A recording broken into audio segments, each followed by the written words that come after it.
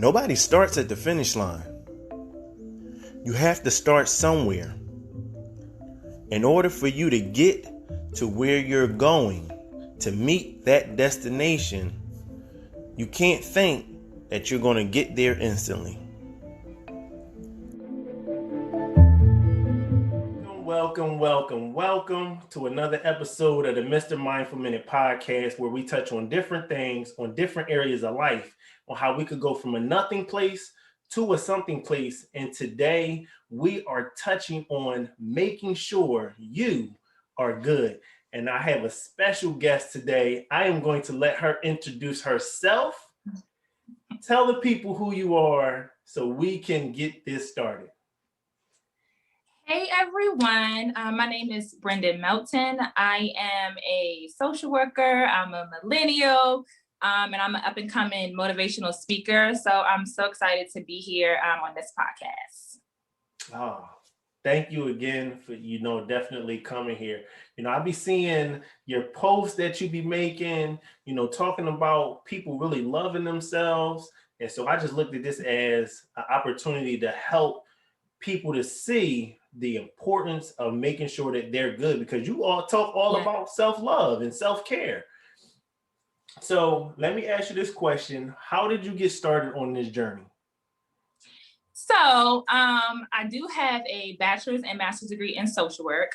So my career in the social work field laid the foundation for this motivational work and my desire to be a motivational speaker one day.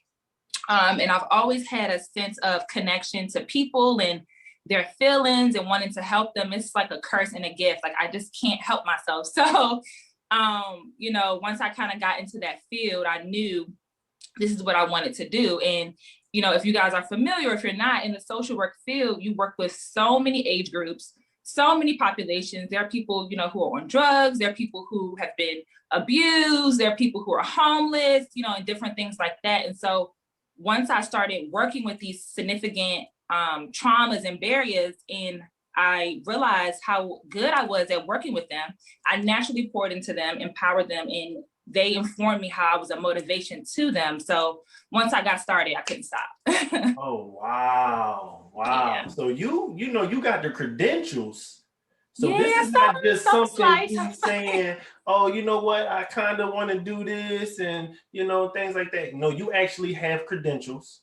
Yeah. You went to school, and on the top of you being obviously a helper to the community, this is what's making you say, you know what, I want to do this a bit more. So it makes sense that you're even going to get into motivational speaking. I love it.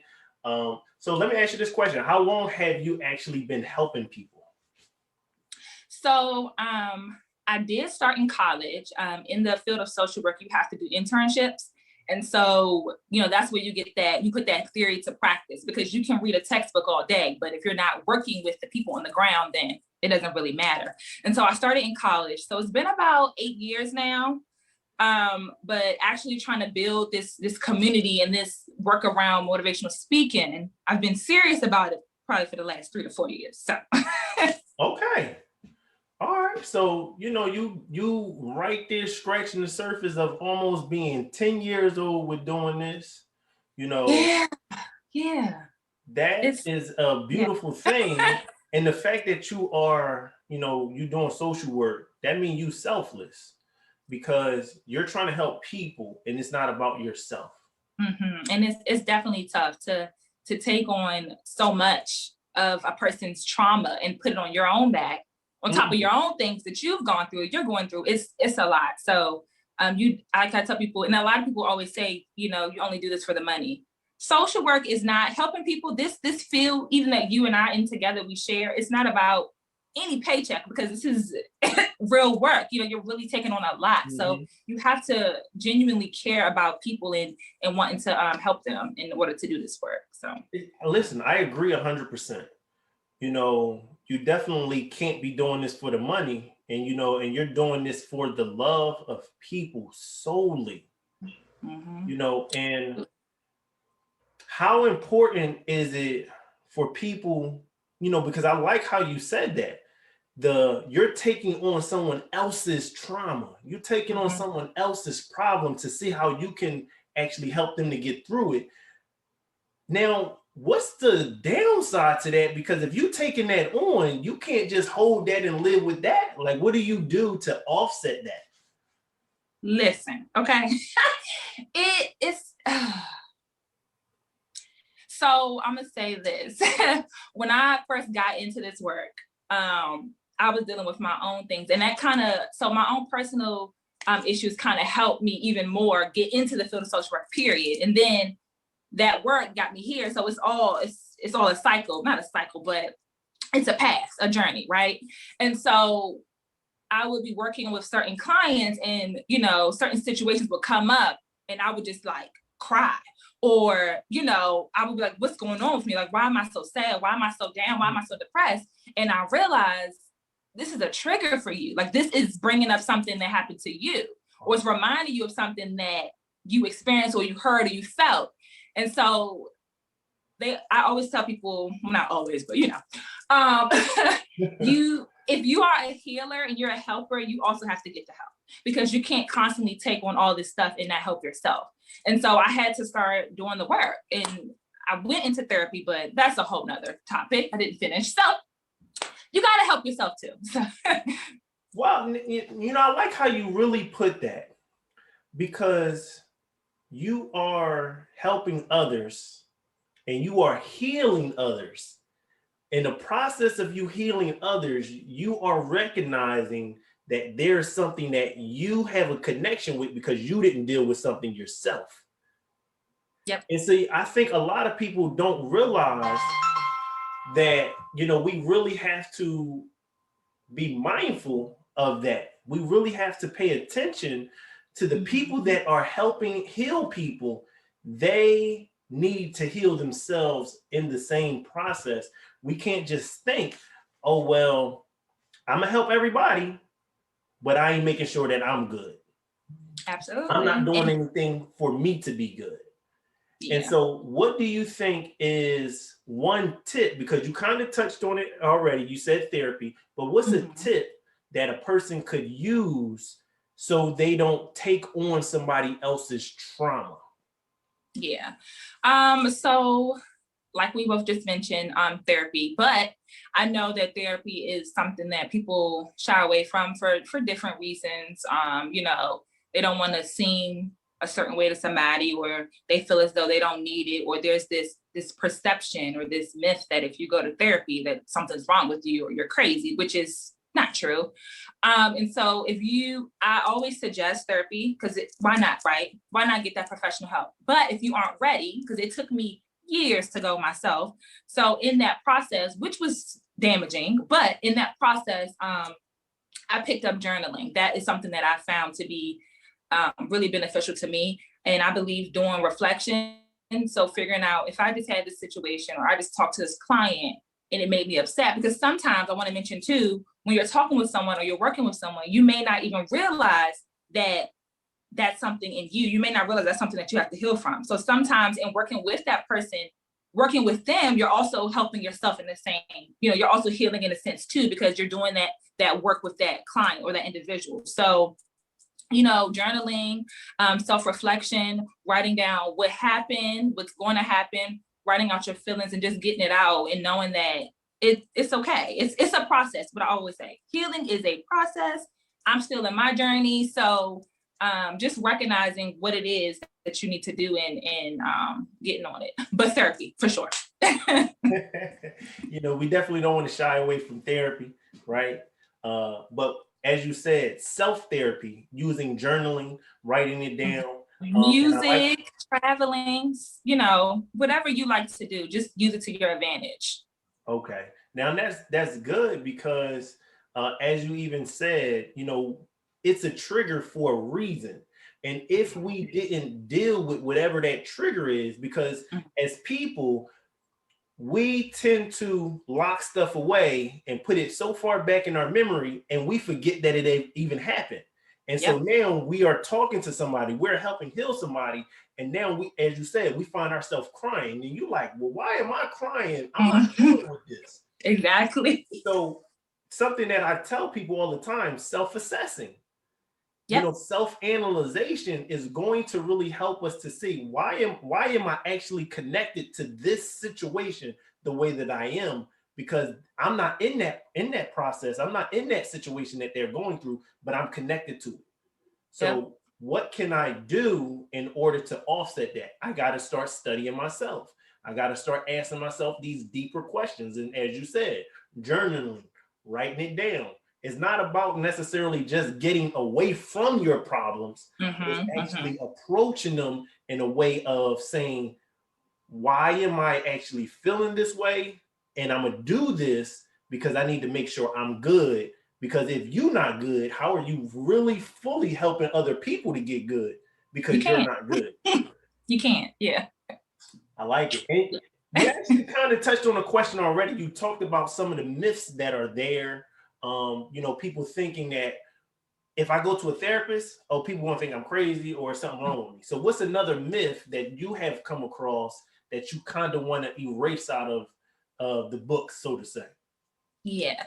So one of the major ones for me that has always been an issue, especially because I'm young, right? I'm almost 30, not there yet, but so I'm young and I'm doing this work and people automatically think, oh, you're young, you haven't been through nothing. What do you know? Or you haven't been through what I've been through, or you don't have kids, so you can't help me. And that's untrue. That's a myth.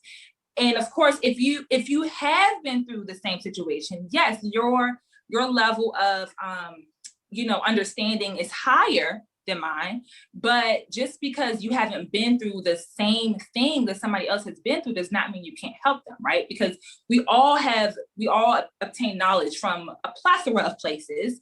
And I may not have been homeless, but there may have been a situation that I have gone through that is kind of parallel or may have some similarities to what you're going through, so I can still be of assistance and I can still help you. So I want people to get away from that, you don't understand because you haven't been through it.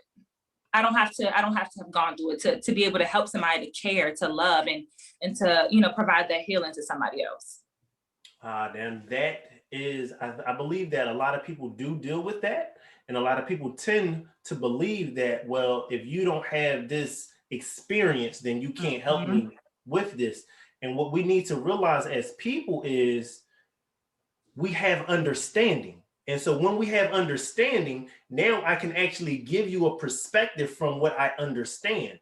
And yes, I do know that, certain things come from experience themselves, but we don't have to always experience something to say, well, I know how to deal with that, or I know how to actually maneuver with that. No, I've seen certain things, or you may have actually had a family member or a friend who's experienced that same thing. And so now you have knowledge of this topic. And so you are still good with helping somebody else to heal from that same thing. I like that. That is a good myth to actually erase out of the books. Stop thinking that because you ain't experienced it, that you can't help nobody with it. It stresses me out, and it stresses the helping professional out, because when you're dealing with individuals who've been through significant trauma, that trust isn't there. The system has failed them over and over and over again. So I get it. But goodness, it's hard on us because I'm really here trying to help. And so just that myth really gives a lot of pushback. But when you are truly dedicated to your work, and if this is your passion, like it's mine, you don't give up and you figure out ways to make it work. I love it. So what I think you need to just get is, how they got that button, just the eject button or the stop button. I think Target do it or something like that. You need your button to say, your button just got to say, help me help you. Push it. I love it. I need to find it. I'm pretty sure I can get one made. There you go. You got to just get the button. Every time they give you a little pushback, help me help you. Here you go. Help me help you, please. Absolutely. Absolutely. So in this process, what do you think are some roadblocks that you have even faced that people need to really be mindful of? Yeah, so I kind of touched on it a little bit earlier with one of the other questions, but for me, my roadblock was not doing the self-work and not starting my healing journey sooner.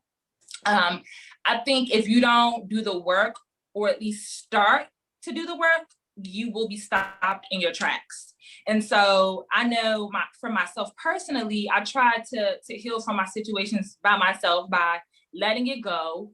Or I did experience a quick episode of self-harm. That was insane. But I thought that was gonna, allow me to release that. And it didn't do anything but leave scars, right? So that's not a way to handle it. So, you have to do the work, you have to do the self-work. And so, but for that moment though, excuse me, for that moment, when I tried to let it go, or I did that self-harm, it worked for that moment. But years later, something else occurred, and then I fell. Like I couldn't move. And it was because I didn't heal from the things that happened before. I just tried to push it off. And so I want people to be mindful of their triggers, be mindful of their progress or the lack thereof, be mindful of their journey, and be mindful of their goals so that they can be whole, healed, and happy. I love that. Whole, healed, and happy. The 3 Hello. H's. Well, it's a W in there, but I would just say it. I'm gonna make it an H. That was on mine. I was like, I know it's a W, but it's okay. We're gonna make it an H. Come on, we going with it. We going with it. You see where I'm going with this, right? Yeah, I appreciate you. What I tend to understand is that, we tend to say, oh, well, time heals everything.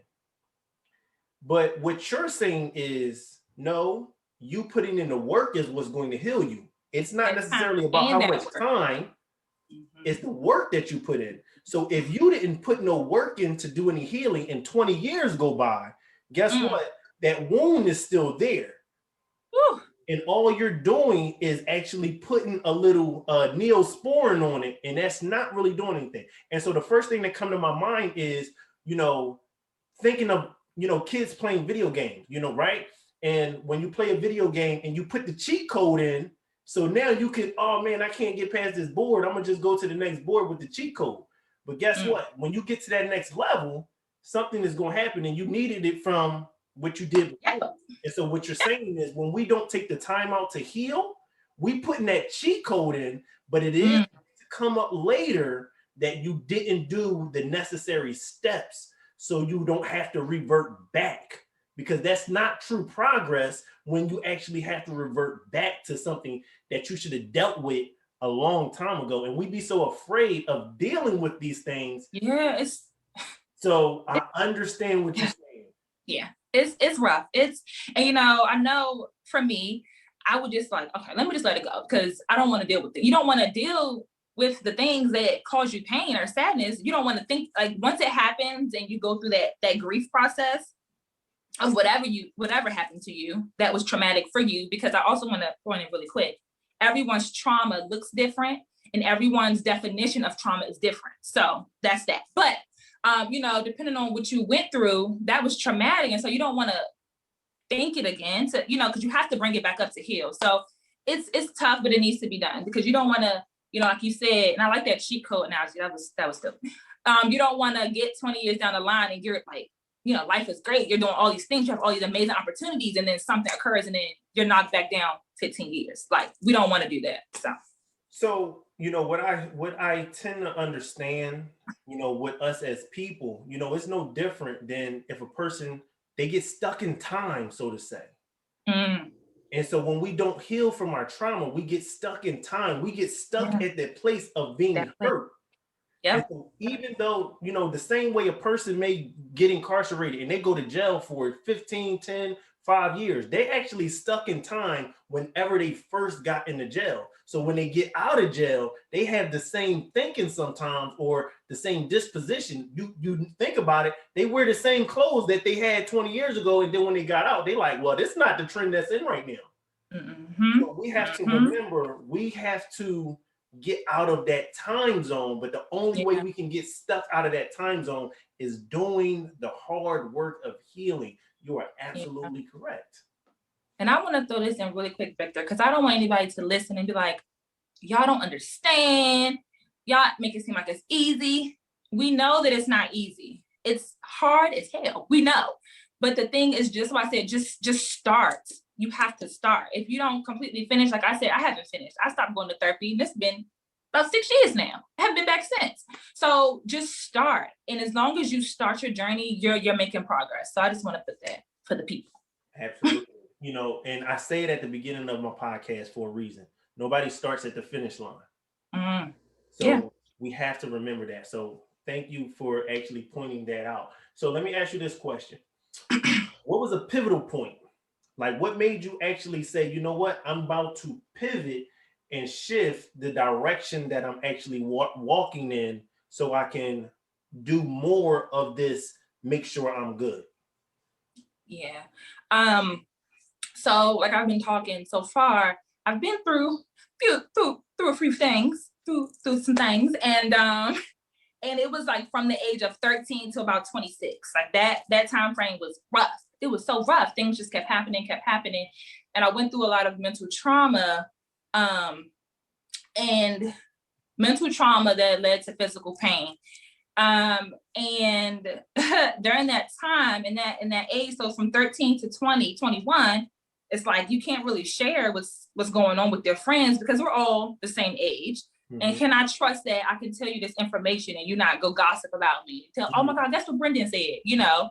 And then about 21 to 26, I had already kept everything bottled in from 13 to 21. So why I'm gonna start sharing now from 21 to 26? That was my mindset. Mm-hmm. So I kept it in.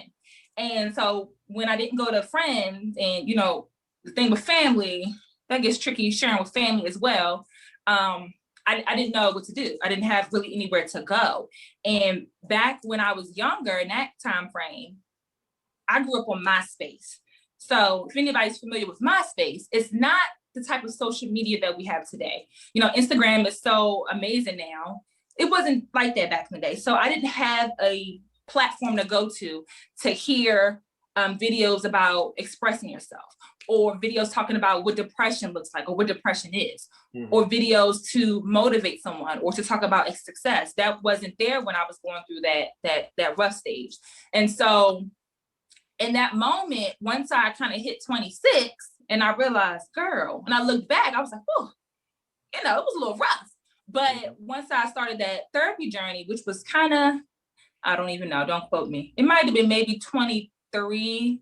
No, I don't know, Victor, don't get me lying. But anyway, so once I got into therapy, and even it's crazy, even as a social worker, I still was going through things too. But once I got into therapy, I realized like, I can't keep going like this, because my plans for myself are greater than what I've been through. So in order for me to get to my end goal, I gotta get myself together. And so I knew that I had to work on myself, and in working on myself and pouring into other people, I was like, oh, I got this, but I can't preach the good gospel and not do the work myself, because then that's a hypocrite, right?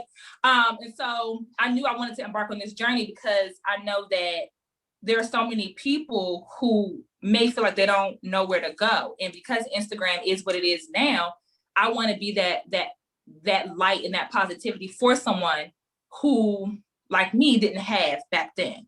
And so especially for youth, or really anyone, but definitely people who look like me. Okay. Now, so since you had you realized that there were either not the resources there, or you mm-hmm. didn't know about it, so it's mm-hmm. just as equal to it not being there, right?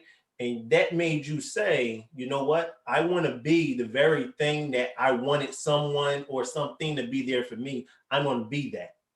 Absolutely. You know, so when we start looking at how we can make sure we're good, well, one of the easiest ways to make sure we're good is say, well, what is it that I was looking for at this certain place in my life, and let me be that. You know, somebody said to me once, you know, if there is love lists in a room, all you have to do is bring it. You don't have to necessarily go to another room. Why don't you just bring the love to that room? And guess what? It is going to catch on to somebody. And so I remembered that. And for myself, you know, I know with my pivot points, I had a few pivot points that actually made me say the exact same thing that you're saying. And one of mine was when I went through a real bad divorce in my first marriage. You know, it put me through depression. It put me through having self-doubt and anxiety. And, you know, as you said, nobody knows what depression looks like. It's not always you sitting down and you moping and you're not doing nothing. Sometimes depression is just living your life, but you feel empty. That's good. And it's you're just going through life on a routine, but you're not excited about your life. You're not excited about who's in your life. And so that coming out of that, it made me say, man, I want to be what I was looking for somebody else. Let me be that. Let me actually start being excited about who I am. So now I can excite other people. So that is a very, very true statement. All right, so let's ask this question. Do you think that there's more emphasis in the Black community on entertainment than it is in health and wellness? Absolutely. Yes, absolutely. Because I know that I always say to my family and my friends now, and my family is very supportive on this journey, and they always encourage me, and I love them so dearly. Love you guys. Shout out. But shout out to your family. You know, shout out to my family because, whew, okay. So anyway, sorry. But no, I always tell them it's frustrating because people who show their body or who do dances or who sing songs about drugs and weed and stuff, you know, they get more attention than the people who are out here trying to speak positivity into people, who are trying to promote wellness, who's trying to promote mental health, who's trying to educate.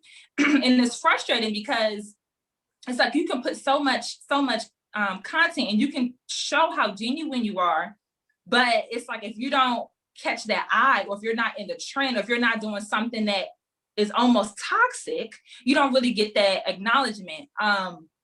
And I know a few people who they're like, girl, so did you hear about Kim Kardashian and such and such? What? No, I don't know what you're talking about. That's not something that I do. I don't look into celebrity lives and issues and drama. That's not who I am. That's not what I'm interested in. So I think that we have to stop looking so much into what the world is doing, what everybody else is doing, and look into what we're doing. And a lot of times we can't get to that healthy point mentally or emotionally because we're so focused on other things. You probably never gonna meet Kim Kardashian. Why are you so focused about what she's doing? Focus on what you have to do so that you can be your best self. So maybe one day you can, you know, come into something and you can be on that level, but you're not gonna get there if you're worried about everybody else. Absolutely. You know, someone recently said to me, if you're watching what other people are doing, that means you're sitting still. Oh, that's good. If we start thinking about this more intentionally, you know, it'll help us to be intentional about our life. Because what is our life a projection of? Our life is a projection of whatever we think about the most, wherever we're engaging in the most. That's what we're giving most of our attention to, and that's what our life is going to be based around. So if we base our life around being entertained, getting entertained, then that is what is going to be our main focus, opposed to if our main focus is on healing, self-development, understanding, knowledge. That is what our life is going to be focused on, because that's what we're engaging in most of the time. And when we start looking at it from that aspect, it actually will start changing our point of view, so we can actually approach things much differently. So, all right, let's get this out there, right? If you was explaining the knowledge that you have right now to a child, how would you explain that? Well, of course, in a way that they can understand, age appropriately. But the answer, honestly, is so simple. Talk to them. Talk to them. Speak life into these children. And a lot of times, adults, they think that because a child is a child, they don't understand certain things, or they don't feel because they're not an adult. And that's false. That's completely false. You have to you have to talk to the children. And I know now on Instagram, a lot of parents record, they recite the affirmations to their kids, like, I'm beautiful, I'm strong. That's one way to pour into them, to give them that knowledge, to repetitions for them to recite it. But another way, you know, you can do it in a song or however they do it, just reciting it. But pulling that child into it. And one thing I know from my mom, she wasn't very vocal in explaining things. My mom was a very tough love type of person. I love you though, Mom. But you know, she wasn't very vocal. But so I didn't get that verbal knowledge from her. But what I did get was I got the knowledge from watching her, because our children are also watching us. Not only are they listening, but they're watching. So she may not have said anything verbally, but what she was doing and how she carried herself and how she handled her tough situations, I watched. And so I know that part of that strength that's in me came from my mom, because I watched it. And so however you choose to teach your child is, of course, up to you, but make sure that you teach them, because you can't expect the media and the entertainment to do it. You can't expect the school system to do it, because we know how the school system is.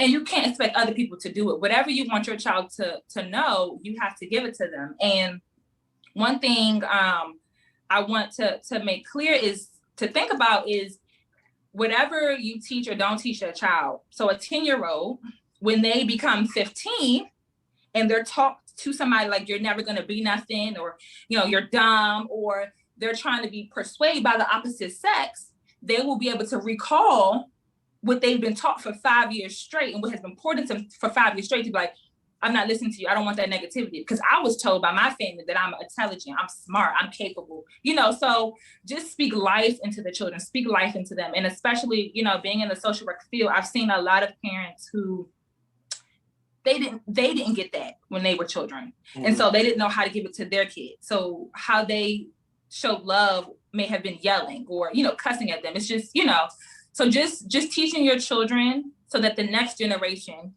can be well. That, you know, that's definitely true. You know, I realize that, you know, we fall back on what we know, not what we don't know. And so if, as you're saying, if we're teaching our kids, you know, self-love, self-care, affirmations, and we're doing this consistently over time, even when somebody tries to present them with a different idea, they're going to fall back on what they know. But if all they know is self-doubt, self-hate, disappointment, failure, not enough, not worthy, ungrateful, they're going to fall back on those same habits and those same traits when they get older. So we want to make sure what we're doing for our kids is, as you said, even if it wasn't done for me, you can break the cycle. Yes. You don't have to actually continue, because you know how it made you feel when you didn't get it. You know how it made you feel when you were in lack of because you wanted. You know, and I come from that same experience. My mom was very tough. You know, she worked very hard, but it wasn't always a lot of verbal, I love this, that, and the third. Now, she said she loved us, right? But it was more of a tough love situation, because she had her own experiences that made her have show tough love. So she fell back on what she knew. But when I had my daughter, I knew what I wanted to have. So I said, this is what I'm going to give her. So I tell my daughter to actually say positive things to herself. I tell my daughter, you are worthy. You are great. Greatness is within you. Like, I don't say this stuff to the world. I say this to my daughter first. Absolutely. This is actually where it started for me, saying it to her, saying it to myself. So one thing we have to understand is you have to say how you feel and not what you think people want to hear. Because we tend to say, oh, well, I'm going to tell them this, that, and the third, because what I think they want to hear is this is going to make them feel good. So something that my wife usually say to me is, well, the story that you're telling yourself is X, Y, and Z. And so we run with that story, even though what seemed like is truth can be the furthest thing from it. Yeah. And something that someone just actually said to me was, it only take one lie for somebody to believe that as truth. So you could have been a person that's always honest, but now one person could say a lie about you, or you could even say a lie, and now guess what? You're a liar. Yeah. It is going to wipe out every other thing, but those things will get wiped out by what we're actually doing and not just what we're saying. Yeah. And it's crazy. I'm sorry. And it's crazy too that you said, about how your mom, did the same thing. And it could be a cultural thing. I don't know. Who knows? But and it's also to the main question about how you can teach the knowledge to the children. So basically what we've been saying, just pouring into them and telling them, but also, so when you do that and you pour into them, you set that foundation. So like I said, when that 10-year-old becomes 15 and that 15-year-old becomes 25, they will be able to recall what they have been taught verbally or, visually or whatever. And it'll make sense, because as a child, I didn't understand why I maybe got that tough love. I didn't get it. But as I got older, I learned things about my mom, you know what I mean? And I learned how strong she was. I was like, damn, you know what I mean? My mother is dope, like, and so it made me realize, and it opened my eyes to, parents do the best that they can, and they always come from good intentions. It may not come out that way. They may not say it that way. And the way that they think they may be doing it may not really be the right way. But at the end of the day, they want the best for us. So just, just pour into your children and know that whatever you give them, if you give them positivity and love, when they get older, it will show in every aspect of their life. Absolutely. So, all right. So let's ask this question. What's something that you would say to your younger self? I'd be like, girl, things are going to happen. It's inevitable, but trust yourself and love yourself even more. And know that the things that are going to happen to you won't define you. And stay away from the boys, because it's a problem. I love it. I love it. So what's one practical thing that you want people to, and I'm not even going to just say one, but what's practical advice that you want people to take away from this information that you're giving people? So the advice I want people to know is just be proud of who you are, and know that what you are doing and what you have done don't define you. And the longer that you live, the more you will learn. The more you learn, the more successful you will be, because there's no way. And I always say to people, my clients, once you hit rock bottom, there's nowhere deeper to go. The only deeper place than rock bottom is 6 feet under, when you're dead. So as long as you're breathing, you have breath in your body, and you at rock bottom, you can only go up. So do whatever you have to do so that you can go up. However long it takes you is however long it takes you, but don't give up on yourself. Love it. Love it. Love it. So where can people find you if they want to get your services, if they want to get your help? How can people find you? So you can follow me on Instagram at Motivate, Encourage, Empower. So that's Motivate, Encourage, Empower. I do content posts, I do videos, I talk about all kinds of things. I'm pretty great. So come visit your girl. Sounds good. So again, I want to thank you for joining us here, for helping people to see how they can make sure that they're good. Listen, keep doing what you're doing. Remember that you have greatness within inside you, and grab your greatness. Thank you so much. I appreciate this opportunity. Not a problem.